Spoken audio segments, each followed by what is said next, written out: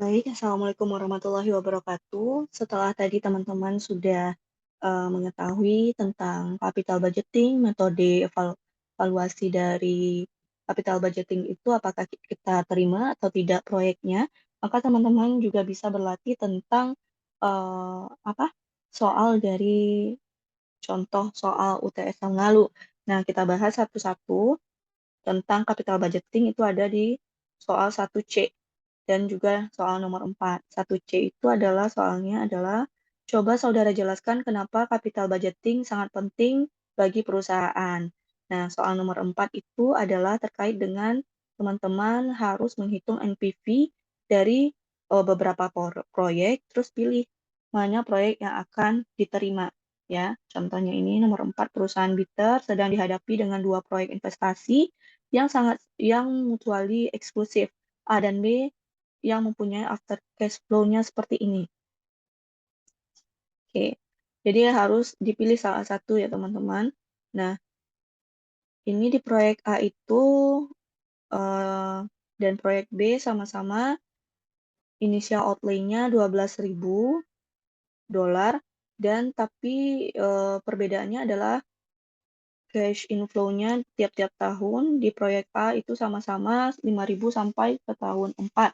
Sedangkan di proyek B itu di tahun 1, 2, dan 3 tidak memiliki cash inflow, tetapi di tahun keempat memiliki cash inflow-nya sebesar 25.000. Nah, ini yang akan kita cari. Baik, kita masuk ke jawabannya seperti apa ya. Nah, ini teman-teman akan saya share jawabannya. Baik, untuk soal 1C, jawabannya adalah capital budgeting penting bagi perusahaan karena, nah ini sudah kita jelaskan di PowerPoint sebelumnya. Yang pertama itu adalah karena implikasi dari keputusan capital budgeting akan berlangsung terus hingga suatu periode yang cukup lama atau memiliki konsekuensi yang jangka panjang karena dia itu berinvestasi di aset-aset tetap. Aset-aset tetap tersebut harganya itu cenderung mahal. Maka yang di B-nya itu penting bagi perusahaan karena menentukan bentuk-bentuk aktiva yang dimiliki perusahaan, khususnya aktiva tetap. Contohnya apa? Mesin, gedung, lahan, dan lain sebagainya. Dan yang C itu melibatkan pengeluaran yang besar. Ya, investasi jangka panjang pasti pengeluarannya juga besar. Baik. Sedangkan untuk yang itu, yang nomor 4 ya teman-teman, soal nomor 4, ini dapat kita cari dengan NPV-nya seperti ini. Kan tadi soalnya ini ya, maka kita pilih proyek A atau B. Nah, untuk proyek A, itu teman-teman bisa masukkan rumusnya seperti ini. Tapi diketahui ya, biaya modalnya atau K-nya itu adalah 10%. Maka teman-teman cari per annual net cash flow-nya per tahunnya. Nah, di sini karena per tahunnya itu sama 5.000, maka teman-teman masukkan dari rumus ini ya dapat dijabarkan seperti ini di dalam kurung.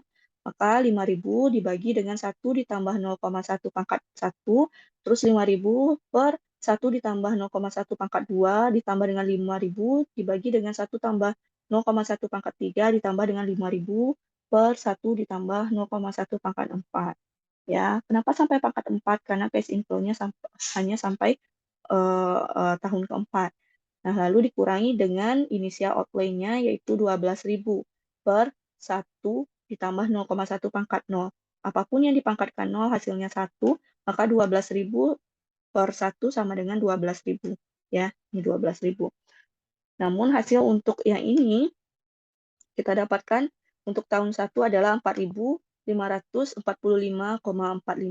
sedangkan tahun 2 adalah 4.132,23, sedangkan untuk di tahun ketiga itu adalah 3.756,57, dan untuk tahun keempat itu adalah 3.415,07. Di sini saya memakai dua angka di belakang koma. Nah, nanti sesuai dengan yang diminta Bapak berapa angka di belakang koma ya teman-teman ya. Karena NPV seperti yang sudah kita ketahui bahwasanya NPV itu adalah selisih dari annual cash flow, annual net cash flow-nya itu dikurang dengan initial outlay, Maka teman-teman kurangkan pendapatan ini yang per tahunnya dikurang dengan 12.000. Maka teman-teman akan dapatkan seperti ini. NPV sama dengan 15.849,32 dikurang dengan initial outlay-nya 12.000. Maka didapatkan NPV A-nya itu adalah 3.849,32 dolar. Nah, karena ini positif, maka NPV-nya itu diterima. NPV untuk proyek A itu diterima ya. Tapi karena kita disuruh memilih, karena ini mutually eksklusif, maka kita harus memilih salah satu di antara mereka. Maka kita cari NPV proyek B-nya berapa, ya, seperti itu. NPV untuk proyek B, ya, itu karena teman-teman lihat di soal tadi ya, ini di tahun 1, 2, dan 3-nya itu tidak dapat uh, pendapatan atau kas masuk, tapi di tahun keempat ada pendapatan 25.000, maka contoh penyelesaiannya itu adalah seperti ini. 0, dari tahun 1 sampai 3 itu adalah 0 dibanding dengan masing-masing pangkatnya itu nanti teman-teman cari. Nah, di tahun keempat itu teman-teman membandingkan ya. Caranya itu adalah 25.000 dibagi dengan 1 tambah 0,1 pangkatkan 4.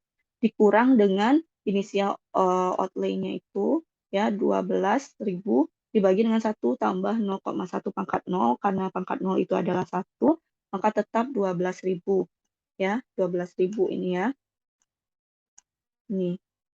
Namun hasil dari yang ini ya, dari ini ke sini itu kita dapatkan adalah sebesar ini. Sehingga apabila ini adalah NPV, maka itu adalah selisih dari kas masuk dikurang dengan kas keluar, maka 17.075,34 dolar dikurang dengan 12.000 dolar, maka didapatkan NPV untuk yang B adalah sebesar 5.075,34 dolar. Maka kesimpulannya apa? Apa yang kita pilih, proyek A atau proyek B? Proyek yang kita pilih adalah proyek B, karena memiliki NPV yang lebih besar dari proyek A, di mana NPV B itu besar dari NPV A adalah 5.075,34, itu lebih besar dari 3.849,32. Nah, kalau seandainya saya tambah soalnya, berapakah PI-nya misalnya? Profitability index, teman-teman tinggal membandingkan antara angka ini dibagi dengan yang ini, ya. Bagi 15 ribuan dibagi dengan 12.000. Nah, nanti kan teman-teman dapat hasilnya. Nah, untuk proyek B itu apa? Berapa? 17 ribuan ini dibagi dengan ya, ini dibagi dengan 12.000. Karena ingat PI atau Profitability Index itu merupakan perbandingan antara kas masuk dibagi dengan kas keluar. Sehingga nanti juga akan teman-teman dapatkan proyek B itu lebih baik daripada proyek A karena kas masuknya lebih besar dari kas keluar. Maka akan didapatkan juga PI-nya itu di proyek B itu akan lebih besar dari 1, berapa gitu dibandingkan dengan proyek A. Seperti itu. Terima kasih teman-teman atas perhatiannya. Semoga sukses untuk UTS-nya. Wabillahi taufiq wal hidayah. Wassalamualaikum warahmatullahi wabarakatuh.